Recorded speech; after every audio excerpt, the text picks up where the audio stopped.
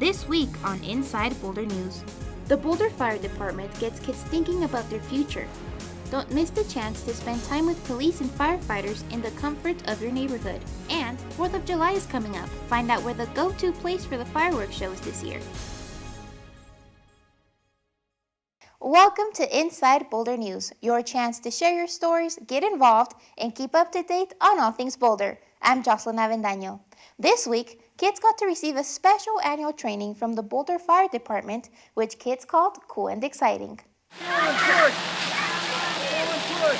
In association with the Family Resource Center, middle schoolers from the Boulder Valley School District got to attend Camp Boulder, an experimental education program at the Boulder County Regional Fire Training Center. This is our 4th year of doing the camp, and we've had about 30 kids every year, and it's a great way to get to know them and to show them what firefighters do and how we're a part of their community. And at the early stages of their teenage years, Boulder Fire teaches them that it's not too early to start thinking about their future. I think middle schoolers are at an age where even though they're 12, 13 years old, they're already thinking about what they want to do for their future. A future in which this middle school student is already thinking about serving the public. At least think about it or do something similar to it, rescue people or save others' lives and all that. The camp is really to teach them what firefighters do, but really to show them that it can be a career that anybody can do. It doesn't matter, if you're male or female, it's a job, it's a rewarding career. And although not all of them want to be firefighters, I'm into beauty, so I want to go I want to be a cosmetologist, but I'd want to learn more and watch the news more about the firefighters. Throughout this one-day training program, kids were taught on ways to keep safe. We taught them about carbon monoxide detectors and smoke alarms and why those are important to have in their home. I think they really understood the importance of them, and so I think all of them are going to make sure that they have them in their home. From getting to use the water hoses to going up the fire ladder, everyone had their own favorite activity.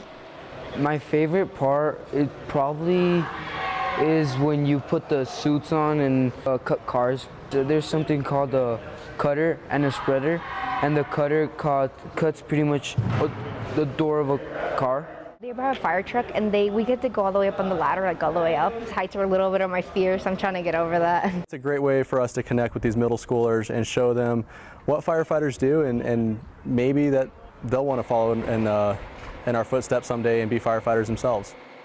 This August is National Night Out, an event that provides the opportunity to bring police officers, firefighters, and neighbors together.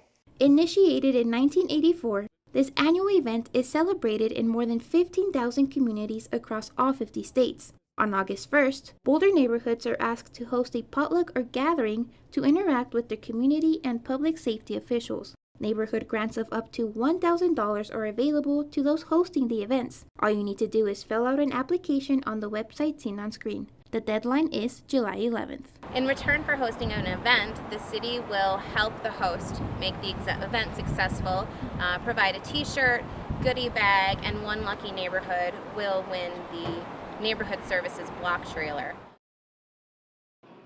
The June 30th deadline is coming up fast for residents who want to file for a food tax rebate. With less than a week left, qualified Boulder residents will receive a rebate as compensation for the city sales tax they pay on food.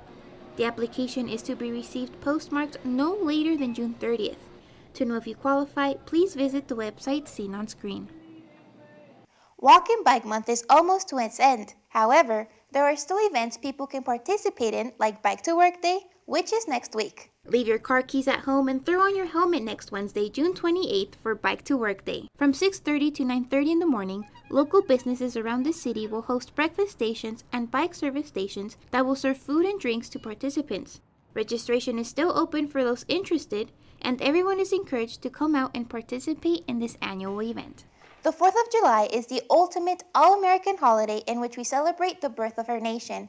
And what's the 4th of July without a fireworks show? For as long as I can remember, the 4th of July fireworks have been at Folsom. It's a 4th of July tradition that for the last 18 years, Right Kingdom Realty, along with CU Boulder and the City of Boulder, have kept alive at Folsom Field with Ralphie's Independence Day Blast. We're celebrating Ralphie's 50th anniversary of being a mascot at CU, and Ralphie will be at the stadium and running this year. A Boulder tradition since 1941, Ralphie's Independence Day Blast always provides people with the best entertainment. Along with Ralphie's special appearances, there will be an appearance by some familiar faces you might have seen on TV.